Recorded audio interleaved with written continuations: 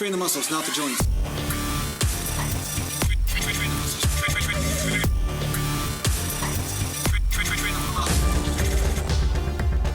Welcome back to Natural Gland Bodybuilding.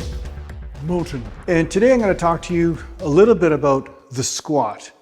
And a lot of times people talk about squats and they always talk about hitting depth for powerlifting standards. And some people, they hit depth for Olympic lifting standards, which means ass right to the floor, right? And a lot of the guys, when they see me squat, they're like, hey, Jason, you don't go down low enough, or, you're squatting wrong or whatever. But what a lot of these people don't realize is that I'm squatting in order to refine where I'm feeling the tension. And the truth is that if you're feeling pain in the knees, there is a technique adjustment that has to happen or a range of motion adjustment. And I do both based on what my knees tell me, what my lower back tells me, and what my tensions in the muscles tell me. So a lot of you guys know in my natural bodybuilding career, I developed really big legs from squatting the way that I do. But some of you might misunderstand me and think that I only squat in a more shallow form of squat. So sometimes I will adjust my form in order to stretch certain areas or in order to realign the hips with lighter amounts of weight. And today I did that with 315, and I've been doing some deeper squats lately to realign the hips and so forth. Now, the mistake some people make when they go deeper in their squat is that they just carry the knees farther over the toes in order to hit a deeper amount of depth, right? A deeper depth, you know what I'm saying? The deeper depth. So this might be okay if your knees don't feel like they're getting crucified in the process, but a lot of people, this will irritate their knees. So even when you have a lot of ankle flexibility like I do, if I bring the knees too far forward over the toes, what will happen is that the pressure becomes exponential on the knee joint. And yeah, I might get extra range of motion, but now I get nothing but joint pain, not more muscular tension. So for myself, I find it's better to keep the shins more vertical or perpendicular to the floor and sit the ass back. Now, this will cause me, especially when I'm going deeper, to recruit a lot of adductors and a lot of hamstring and a lot of glutes in the movement. Now, this is great for overall flexibility and mobility and so forth, but it might not hit my quadriceps as effectively as a shallower squat with heavier weight. So I play around with techniques back and forth. Ideally, you want to be able to move, but you also want to concentrate the tensions on the muscles.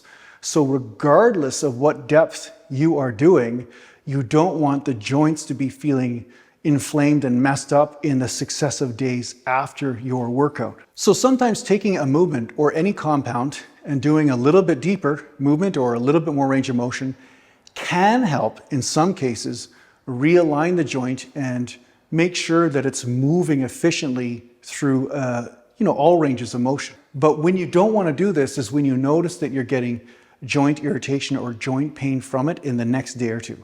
That's really the big disclaimer I would put on that.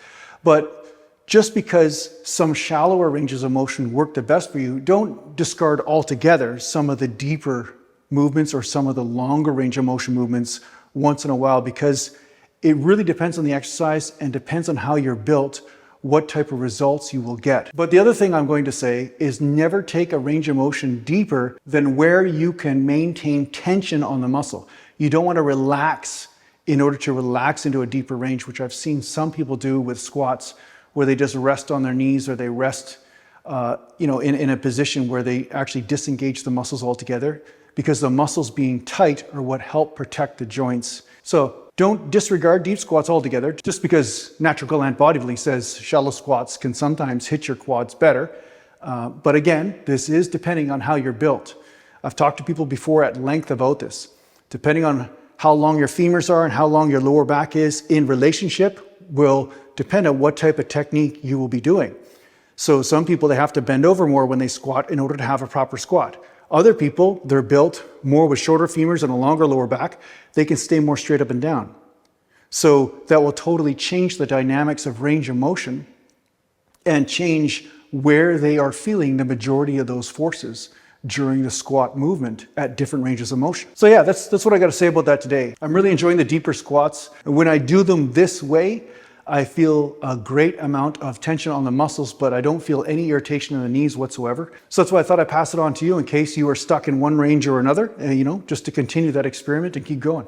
So I hope this helps out in your training, guys. Thanks a lot for watching. If you need to get a hold of me, just go to naturalgalantbodybuilding.com, and thanks to the patron supporters, and take care for now. Mountain.